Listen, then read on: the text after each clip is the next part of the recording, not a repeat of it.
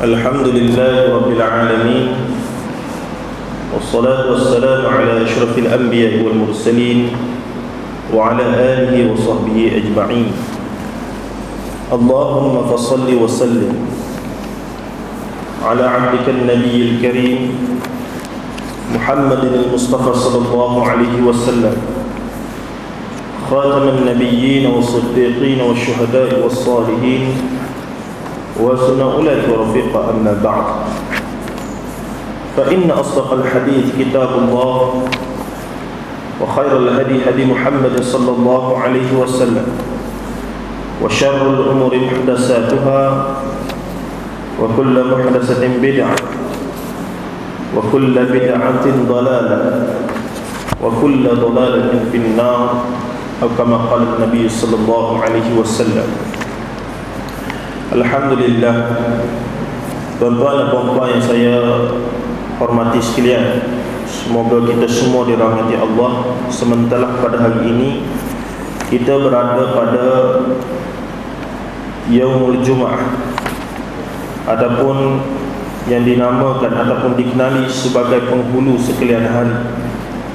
Dan insya-Allah untuk mengisi masa jeda, masa antara setengah jam sebelum daripada sekarang masuknya solat Jumaat secara berjemaah, insya-Allah kita akan cuba untuk memesrakan diri kita dengan sebuah kutai ataupun kitab kecil yang membincangkan tentang 62 amalan pembuka pintu syurga, yang dikarang oleh Syekh Abdullah bin Ali Al-Ju'aythi. Dia telah menyusun sebuah buku kecil dengan mendatangkan 62 cara daripada hadis Nabi sallallahu alaihi wasallam dan juga Al-Quranul Karim yang bertajuk Mujibat Al-Jannah fi Daw'is Sunnah. Cara Mujibatil Jannah, cara masuk syurga fi Daw'is Sunnah, melalui As-Sunnah itu sendiri. Dan dia telah menyusun 62 hadis berkenaan dengan perkara tersebut, yang saya kira amat sesuai untuk kita bincangkan di antara masa kini dan sehingga waktu solat Jumaat nanti. Tuan-tuan dan puan-puan rahimahullah ta'ala, meskipun masjid kita pada masa ini masih belum hadir ramai daripada jemaah, namun tuan-tuan di tempat masing-masing boleh mendengar dengan santai. Dan insya-Allah saya cuba untuk menyampaikan dengan bahasa yang tidak laju dan juga satu persatu. Semoga tuan-tuan dan puan-puan yang berada di tempat masing-masing, sama ada sedang berehat dan sebagainya, juga boleh mendapat manfaat daripada perbincangan kita ini, insya-Allah. Tuan-tuan dan puan-puan sekalian, di dalam keilmuan hadis,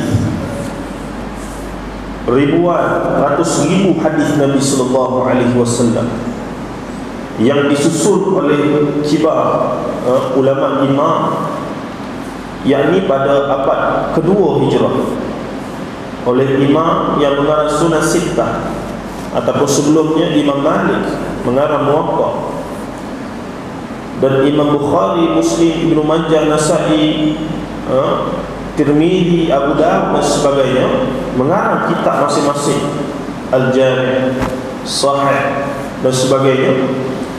Kemudian datang pula ulama yang kemudian yang mengklasifikasikan hadis-hadis. Kenapa? Karena di sana kita sebagai manusia juga perlukan dorongan, ataupun bahasa masa kini dia panggil motivasi. Dalam nak melakukan sesuatu amalan, kita perlukan satu dorongan, ataupun bahasa modelnya motivasi. Sesuatu yang mendorong kita untuk melakukan sesuatu amalan yang pada asasnya ia bukan yang kita suka. Namun kita tahu dengan buat perkara tersebut akan ada habuan-habuannya, dan menjadi kebiasaan seseorang manusia bila dia tahu apakah habuan, apakah balasan, adakah setimpal dengan apa yang dia buat, maka mereka akan lebih objektif dalam melakukan gerak kerja mereka. Dan ianya sama mungkin dalam cara kita berorganisasi, bekerja dan sebagainya. Bila jelas satu matlamat yang ingin disasarkan dan telah ditetapkan, jika capai sasaran tertentu, maka akan diberikan sekian-sekian sebagai reward, ada pembalasan. Maka biasanya para pekerja akan bekerja bersungguh-sungguh untuk mencapai matlamat tersebut, objektif tersebut. Jadi begitu juga ulama hadis kemudiannya menyedari manusia itu perlukan satu dorongan dalam melakukan amal ibadah. Yang setengah amal ibadah itu secara zahirnya kita lihat seolah-olah yang menyusahkan. Kena solat pun ada syarat-syarat dia. Kena ambil air semayang dulu, kena mengangkat hadas kecil dan sebagainya, kena bersuci, dan kena ada pergerakan-pergerakan yang tertentu pada masa-masa yang tertentu. Bahkan kita tahu pada dalam peristiwa Isra Mi'raj, Nabi SAW pada asalnya menerima solat itu dalam bilangan hingga 50 waktu sehari semalam. Tak boleh kita bayangkan jikalau benar Nabi SAW tidak mendengar nasihat daripada Nabi Musa AS untuk naik kemudian berjumpa dengan Allah Ta'ala, memohon belas ihsan daripada Allah Ta'ala untuk mengurangkan sehingga 5 pada hari ini. Saya yakin tak ada kerja lain, kita duduk semayang 24 jam, dan mungkin kita semua akan terjerumus dengan mudahnya dalam dosa-dosa besar tanpa kita mahu, sebab tak mampu. 5 kali sehari semalam pun kadang-kadang mungkin dalam hidup kita pernah kita terlupa, tertinggal dan sebagainya. Apatah lagi kalau 50 rakaat sehari semalam. Subhanallah. Jadi di sinilah dalam banyak-banyak hadis Nabi SAW, antara imam hadis yang terawal namanya Al-Imam Al-Munzir, itu nama kunyah dia ataupun lakab dia, Imam Al-Munzir, seorang tokoh hadis yang besar, hafiz pada zaman dia, dihormati oleh ulama-ulama besar. Kita kalau kita nak tahu kedudukan seorang ulama itu dihormati ataupun tidak keilmuan dia, kita kena dengar pandangan ulama-ulama lain pada zaman itu yang setaraf dengan beliau, ada yang lebih hebat daripada beliau. Maksudnya bila ulama itu puji ataupun menyatakan tu orang ni alim, orang ni ada ilmu, orang ni faqih, orang ni tawadhu, orang ni saleh, maka kita boleh ambil ilmu daripada dia. Itu cara dia. Kita kena dengar beberapa orang punya pandangan tentang diri dia, dan ini biasa berlaku dalam riwayatan biografi para alim ulama. Contohnya dalam Siyar A'lamin Nubala yang dikarang oleh Al-Imam Az-Zahabi rahimahullahu ta'ala, sebuah kitab yang mengarang tentang biografi para alim ulama sepanjang zaman sebelum kelahiran Imam Az-Zahabi, dengan begitu detail menceritakan siapa diri dia, siapa ayah dia, siapa mak si ulama itu, siapa dia punya guru-guru, siapa dia punya sahabat-sahabat, siapa ulama pada zaman dia dan sebagainya. Tidak lain untuk nak membuktikan, untuk nak mengesahkan tentang keilmuan ulama tersebut, bukan main. Jadi Al-Imam Al-Munziri rahmatullahi alaih adalah antara imam yang banyak menulis tentang hadis Nabi SAW. Dan antara sumbangan besar beliau dalam keilmuan hadis tidak lain bila beliau mengarang At-Targhib wa Tarhib. Apa maksud Targhib wa Tarhib? Targhib maksudnya dorongan, motivasi, dan tarhib adalah demotivate ataupun larangan ataupun kita kata ancaman. Jadi kemudiannya datang pula seorang tokoh ulama hadis yang besar pada zaman ini, sudah meninggal dunia awal 1900 dia dilahirkan dan membesar di Syria, berada di Makkah dan sebagainya, menjadi ilmuwan dalam bidang hadis, membuat kerja-kerja dalam ilmu hadis. Namanya Al-Imam Al-Albani rahmatullahi alaih. Kemudian dia melihat pada 456 jilid At-Targhib wa Tarhib itu kitab yang menyusun hadis tentang motivasi dan demotivate. Hadis-hadis yang menceritakan tentang kalau buat sekian-sekian dapat sekian-sekian. Biasanya jemaah tabligh menggunakan perkara tersebut. Hadis-hadis yang dikarang dalam fadail a'mal banyak menceritakan perkara-perkara tersebut, namun ada juga terlibat dengan beberapa hadis dhaif dan sebagainya. Namun di sana Al-Imam Munziri telah mengumpulkan hampir 3,000 hadis lebih tentang dorongan dalam beribadah dan juga dimotivate dalam mencela dalam jika buat perkara-perkara yang dianggap ibadah dan sebagainya. Dengan itu maka lahirlah satu cabang baru dalam keilmuan hadis, yang kita katakan menjadi satu trend. Kemudian ada pula ulama-ulama lain sambung dalam bidang hadis mengumpulkan hadis-hadis khas tentang dorongan bagaimana jika buat sekian-sekian amalan apa reward dia dapat. Bahkan kalau kita tahu hadis-hadis tersebut, maka contohnya dalam buku yang kita akan bincangkan ini, dia telah susun 62 hadis yang khusus berkenaan dengan amalan yang secara jelas Allah Ta'ala sebut ianya menisbahkan menatijahkan syurga kepada kita. Ini penting. Ini penting. Kenapa? Kerana dalam beberapa keadaan ada di kalangan kita yang beramal ibadah dengan begitu kuat dan banyak, tapi tanpa sedar reward ataupun janji pahala yang Allah Ta'ala bagi tidak setimpal. Dia rasa bagus buat benda tu banyak. Contoh, ada orang dia kaya, dia pergi haji, saban tahun dia pergi haji, tiap-tiap tahun dia pergi haji, duit banyak, apa masalah? Dia kata duit saya tak ambil duit orang. Tiap-tiap tahun ni pergi haji, tahun depan pergi haji, umrah lagi. Yang sebenarnya menurut persyariatan menunaikan haji, man istata'a ilaihi sabila, kepada siapa yang mampu pergi sekali sahaja, yang wajib seumur hidup. Bahkan ulama-ulama termasuk Syekh Yusuf Qardawi sendiri dalam fiqh al-awlawiyat menyebutkan dalam fiqh keutamaan, bagi sesiapa yang dah pernah pergi haji pertama kali, jika bertembung antara duit 5,000, 10,000 tu, dia dah pergi haji sekali tu, di manakah keutamaannya jika zaman itu zaman tengah berperang, zaman di Palestin pada hari ini kita tahu masih ditindas dan sebagainya. Jadi duit 10,000 yang pergi haji tu mana lebih afdal? Adakah infak fi sabilillah ataupun tetap juga pergi haji untuk kesenangan diri sendiri? Yang ini kita tahu yang pergi haji wal'iyadzu billah min zalik, selain daripada pergi ke Baitullahil Haram, tidak lain mungkin nak pergi untuk melancong dan sebagainya. Wal'iyadzu billah min zalik.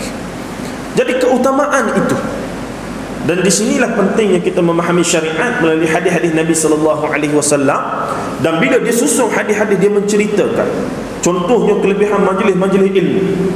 Begitu banyak dan besar sekali. Kita nampak remeh-temeh. Kita nampak kuliah maghrib, kuliah subuh, kuliah-kuliah begini sebelum Jumaat dan sebagainya, soalnya benda yang kecil. Tapi di sisi Allah Ta'ala, jika kita ada maklumat daripada hadis-hadis Nabi sallallahu alaihi wasallam, kita akan tahu betapa besarnya makna sebuah majlis ilmu. Sebuah majlis ilmu yang di dalamnya majlis zikir, yang di dalamnya diberitakan, disampaikan hadis-hadis Nabi sallallahu alaihi wasallam, ayat-ayat Al-Quran dan sebagainya. Ini tuan-tuan. Jadi nak dapat pengetahuan tersebut tidak lain tidak bukan terpaksalah kita merujuk kepada dua sumber asas dan utama dalam agama kita. Dan kedua asas utama dan rujukan inilah yang membezakan agama kita dengan agama selain daripada Islam. Agama yang dianggap sebagai agama samawi, agama Nasrani dan juga agama Yahudi, juga tidak lagi pure ataupun suci mereka punya kitab rujukan, melainkan telah ditangani, diselewengkan dan sebagainya oleh rahib-rahib, pendeta-pendeta mereka. Namun Islam, Al-Quran, Allah Ta'ala jamin, inna nahnu nazzalna dzikra wa inna lahu lahafizun, sesungguhnya kami yang menurunkan Al-Quran dan kami akan menjaganya sehingga ke hari kiamat. Allah Ta'ala sudah bagi jaminan. Begitu juga hadis Nabi sallallahu alaihi wasallam. Nabi sallallahu alaihi wasallam dan melalui sahabat-sahabat baginda meriwayatkan ratus ribu hadis. Dan ada cubaan-cubaan musuh Islam, sama ada melalui daripada dalam ataupun luar, untuk cuba nak meruntuhkan sistem, the science of hadis, ilmu dan keilmuan hadis itu sendiri. Mereka cuba, lahirnya anti hadis dan sebagainya, namun akhirnya tetap mereka tidak berjaya kerana ulama-ulama Islam yang khusus dalam bidang hadis bangkit untuk membela sistem ataupun ilmu rantaian yang sudah terjalin kemas sejak daripada zaman Nabi sallallahu alaihi wasallam. Jadi tuan-tuan peninggi, yang benar-benar membezakan kita dengan agama selain daripada Islam tidak lain tidak bukan adalah Al-Quran dan Sunnah Nabi sallallahu alaihi wasallam. Sebab tu dalam banyak siri-siri kuliah saya menisbahkan Islam yang jadi selalu sangat umat Islam mutakhir ini. Saya buat hipotesis yang tuan-tuan boleh dengar ataupun percaya ataupun boleh tolak, tak ada masalah. Saya membuat hipotesis yang jadi selalu sangat umat Islam mutakhir ini bila berbincang tentang agama Islam dan ilmu-ilmunya dengan firqah-firqah yang pelbagai pada hari ini, jalur-jalur jemaah yang pelbagai, jalur-jalur pemikiran yang begitu pelbagai.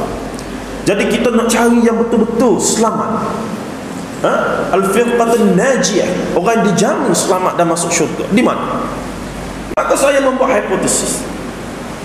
Kita gunakan analogi sebagai sebuah rumah. Jikalah Islam itu sebuah rumah, Islam itu sebuah rumah, biasanya sebuah rumah ni dia ada tingkap, dia banyak tingkap, rumah banyak tingkap, dan biasanya tingkap untuk setiap rumah ni dia berbeza. Ada tingkap yang besar, ada tingkap yang memanjang sampai ke bawah kalau rumah-rumah kampung, ada tingkap yang kecil berjeriji, itu tingkap penjara. Ada tingkap yang sangat sempit, ada tingkap yang terlalu luas, ada tingkap yang cantik, ada tingkap yang guna cermin, berbagai-bagai jenis tingkap. Nah, jadi Islam kalau saya ibaratkan sebagai sebuah rumah tadi, dia banyak tingkap. Yang menjadi masalah kita pada hari ini, yang menjadi persoalan perbincangan yang tidak selesai-selesai sama umat Islam, kerana ramai umat Islam memilih untuk melihat Islam, rumah Islam melalui tingkap masing-masing. Ada orang dia tengok Islam melalui jemaah dia. Kalau pada jemaah tabligh, dia pada jemaah tabligh, dan dia rasa itulah Islam yang terbaik. Ada orang yang mari daripada jemaah sufi, dia kata sufi lah Islam yang terbaik. Ada orang dia mari pada jalur politik, dia kata jalur politik jemaah lah Islam yang terbaik. Ada orang dia mari daripada pelbagai-bagai jenis tingkap yang sebenarnya bila dia tengok melalui tingkap, dia telah menyempitkan perspektif Islam itu sendiri. Dia melihat daripada perspektif diri dia. Dan setiap tingkap itu ada tokoh dia masing-masing yang mungkin mereka terlalu puji-puji, yang akhirnya menyebabkan Islam yang sebenar mereka tidak dapat hayati, kerana mereka tengok melalui tingkap. Nah, tingkap pelbagai jenis, tuan-tuan dan puan-puan, selain daripada satu tingkap, selain daripada sebuah rumah yang kita nisbahkan sebagai Islam tadi, ada banyak tingkap. Sebuah rumah juga biasanya ada pintu, betul? Dan pintu ni biasanya dua lah. Rumah kita sekarang payah nak cari pintu dua ni, tapi sebab kita nak analogikan dia dengan Islam, dia ada dua. Sepatutnya Islam dikenali melalui pintu dia. Sebab sebuah rumah, kita pergi melawat rumah orang ataupun rumah kita sendiri, kita tak masuk melalui tingkap. Ada tuan-tuan masuk melalui tingkap di rumah masing-masing. Ada jenis bini marah, keluar malam, bini marah nak balik, pintu dia kunci.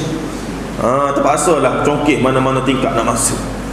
Ada pergi duduk lepak di kedai mamak ke apa ke, terlupa. Bini telefon 3-4 kali, buat tak tahu je, balik-balik kunci panggil-panggil tak dengar, ataupun buat-buat tak dengar. Jadi terpaksalah congkit mana-mana tingkap yang kita tahu nak masuk. Jadi perbuatan melihat Islam melalui perspektif masing-masing inilah yang telah menyebabkan perbalahan yang tak kunjung selesai. Sedangkan sebuah rumah itu wajar kita masuk melalui pintu dia. Tuan-tuan nak masuk dalam masjid ni, tuan-tuan tak masuk melalui tingkap. Kebetulan lah surau kita, masjid kita ni tak ada tingkap. Ada pintu. Dan biasanya pintu ni dia ada dua daun. Dua daun inilah tingkap pintu yang saya maksudkan, yang bila kita nak tengok Islam, mesti kita tengok melalui pintu ini. Dan pintu inilah adalah taraktu fikum amrayni lan tadillu ma tamassaktum bihima, kitab Allah wa sunnat Nabi. Riwayat Imam Malik dalam Muwatta. Nabi SAW kata, taraktu fikum amrayn, aku tinggalkan kamu dua perkara, lam tadillu ma tamassaktum bihima, kamu tidak akan sesat selagi mana berpegang akan keduanya, kitab Allah wa sunnat Nabi, Al-Quran dan juga sunnah Nabi SAW.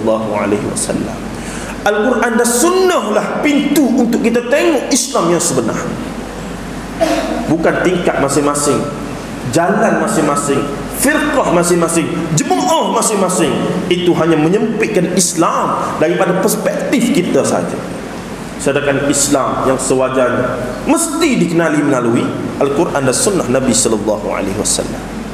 Nabi SAW dalam hadis lain menyebut, khairul quruni qarni thumma alladhina yalunahum thumma alladhina yalunahum, sebaik-baik zaman kurun adalah kurunku, dan kurun selepasku, dan kurun selepasku. 3 abad pertama. Nabi SAW kata 3 abad pertama, kurun pertama, kurun kedua, kurun ketiga adalah kurun yang terbaik dalam sejarah Islam. Dan kita terpaksa mengakui 3 abad pertama adalah memang yang terbaik. Kurun yang pertama para sahabat Nabi SAW. Kurun yang kedua imam-imam mujtahid dalam fiqh, Imam Syafi'i, Imam Ahmad bin Hanbal, Imam Hanafi dan juga Imam Malik pada awal dan akhir satu hijrah itu. Dan abad yang kedua, yang ketiga, imam-imam yang meriwayatkan hadis, Bukhari, Muslim, Ibnu Majah, Nasa'i, Tirmizi dan ramai lagi ulama muncul dan dianggap sebagai 300 abad yang pertama dalam Islam selepas 1400 tahun adalah abad yang terbaik, dan Rasulullah memperakui kehebatan mereka. Kehebatan mereka bukan kerana selain daripada pencapaian Islam dalam mengembang ketamadunan pada masa itu, zaman Umayyah dan Abbasiyah dianggap sebagai the golden age of Islam, kerana pencapaian sains, pencapaian teknologi yang hebat, keilmuan yang hebat pada masa itu. Antara lain kehebatan mereka adalah ketulinan akidah dan ibadah mereka. Ketulinan akidah, ketulinan akidah yang mereka yang betul-betul ikut apa yang Rasulullah SAW diturunkan untuknya. Nabi mari bukan nak ajar kita cara berpolitik, maksudnya cara mengundi dan sebagainya, tidak. Nabi mari tidak mengajar kita cara nak buat teknologi itu, teknologi ini, tidak. Nabi SAW zuarkan khas untuk membetulkan akidah manusia, yang pada masa itu manusia telah jauh daripada akidah Islam yang mentauhidkan Allah Jalla wa'ala. Dan bila akidah suci, betul, solid, ikhlas, maka manusia menjadi hebat. Manusia pada zaman itu hebat. Mereka berjuang dengan perjuangan yang betul-betul suci kerana Allah Ta'ala. Mereka ikhlas dalam bekerja dan sebagainya. Sebab itu tuan-tuan, antara satu persoalan lagi, kita orang Melayu khususnya di Nusantara ini kadang-kadang terlalu membesarkan, mentazimkan, membesarkan tok-tok guru kita, ustaz-ustaz kita. Kita terlalu membesarkan tok wali. Kita terlalu membesarkan syekh, habib, yang kadang-kadang seolahnya kita tengok mereka ni tak ada dosa. Bila mereka ceramah di meja depan ini, seolah-olahnya apa yang mereka kata itu semuanya betul. Kita kena pandai beza antara qala Allah, qala Rasul dengan pandangan orang yang berceramah. Dan pandangan orang yang berceramah tak kira siapa pun mereka, kita boleh tolak dan kita boleh terima. Tapi bila qala Allah dan qala Rasul Nabi SAW, nak dapat tidak kefahamannya yang betul, kita mesti ikut. Nampak? Jadi tuan-tuan dan puan-puan, bila terlalu membesarkan tok wali, tok guru dan sebagainya ini, keterkaguman kepada individu itu telah menyebabkan banyak dalam sejarah berlakunya perkara-perkara syirik, kufur. Dan kita boleh tengok banyak ajaran-ajaran sesat bermula dengan kekaguman kepada tokoh-tokoh tertentu.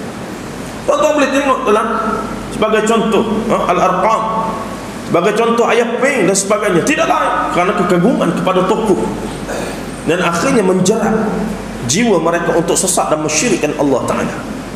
Itu jelas kerana kekaguman yang melampau kepada tokoh. Tuan-tuan dan puan-puan rahimahullah ta'ala, di sinilah kita kena faham keutamaan bila kita nak merujuk dalam amalan akidah, dalam akidah dan juga amalan ibadah. Siapakah golongan yang terbaik untuk kita rujuk? Siapakah golongan yang terbaik? Siapakah golongan yang terbaik? Golongan yang terbaik tidak lain tidak bukan, tuan-tuan, 5 minit terakhir ini, adalah para sahabat Nabi sallallahu alaihi wasallam. Kerana mereka melihat wahyu turun. Mereka melihat Rasulullah menerima wahyu. Mereka melihat Rasulullah, sampaikan ada sahabat meriwayatkan, bila aku tengok Rasulullah dalam keadaan yang seakan terseksa, menanggung beban, berpeluh-peluh, tidak lain dia tengok Rasulullah sedang berinteraksi dengan Jibril untuk menerima wahyu. Bahkan mereka tengok Al-Quran berjalan. Siapa dia? Nabi sallallahu alaihi wasallam. Bila Sayyidatina Aisyah ditanyakan bagaimanakah akhlak Nabi sallallahu alaihi wasallam, dia jawab, kana khuluquhu Al-Quran. Maka dinisbahkan Nabi sallallahu alaihi wasallam sebagai Al-Quran yang berjalan, Al-Quran yang hidup. Para sahabat Nabi sallallahu alaihi wasallam beribu, Allah Taala jamin mereka, radhiyallahu anhum wa radu an.